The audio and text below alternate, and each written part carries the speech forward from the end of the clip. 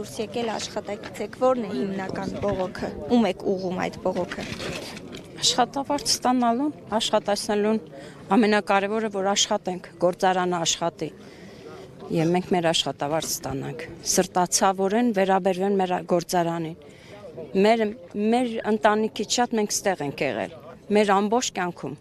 սովորել ենք, ավարտել ենք, եկել ենք, աշխատել ենք, մեզ պետք է սրտացավ ղեկավար,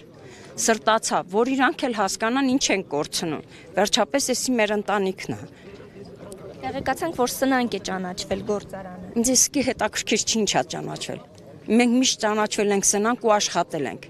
Բայց նման անտարբերություն, նման անսրտացավություն առաջ անգամ մենք ստացանք այս սնանկից, այս ղեկավարներից։ Մենք էլ ենք անցել այս գործընթացը, բայց ոչ մեկս չենք իմացել։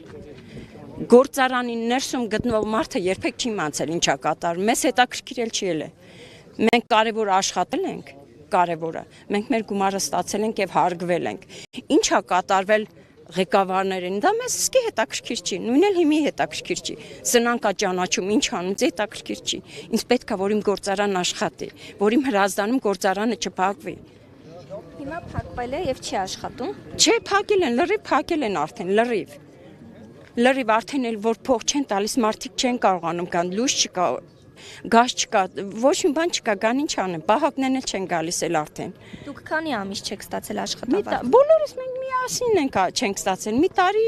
4 ամիս արդեն կլինի։ Վերջինը հունիսին ենք ստացել։